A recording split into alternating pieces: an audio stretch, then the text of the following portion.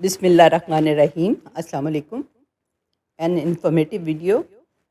دنیا کی سب سے پہلی طلاق کس نے دی؟ ایک سوال ہے کہ حضرت ابراہیم علیہ السلام نے حضرت اسماعیل علیہ السلام کو اپنی بیوی کو طلاق دینے کا حکم کیوں دیا تھا؟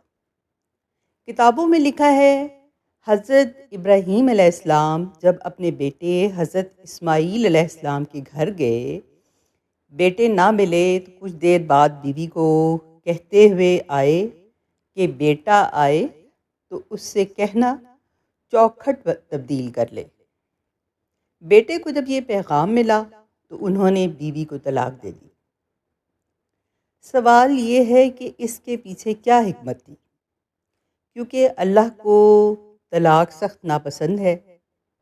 ابراہیم علیہ السلام نے جو اپنے صاحبزادے حضرت اسماعیل علیہ السلام کو گھر کی چوکھٹ کو تبدیل کرنے کا حکم دیا تھا، اس کی وجہ محدثین نے یہ بیان کی ہے کہ حضرت اسماعیل علیہ السلام کی مذکورہ بیوی کی باتوں سے اس کا ناشکرہ ہونا اور دنیا عیش و عشرت کی طلبگار ہونا، خامن کے ساتھ باوفا نہ ہونا ثابت ہو گیا تھا۔ ایک نیک بیوی اپنے خامن کی عزت و سفید پوشی کا بھرم رکھتی ہے، کسی کے سامنے اپنی تنگی کا واویلا نہیں کرتی۔ یہ ایک بری خصلت ہے جو کہ نبی کے گھرانے کے شایان شان نہ تھا۔ اس وجہ سے انہوں نے اپنے صاحبزادے کو طلاق دینے کا حکم فرمایا۔ رہا یہ سوال کہ طلاق اللہ کو سخت ناپسند ہے، اس کے باوجود ایسا حکم کیوں دیا؟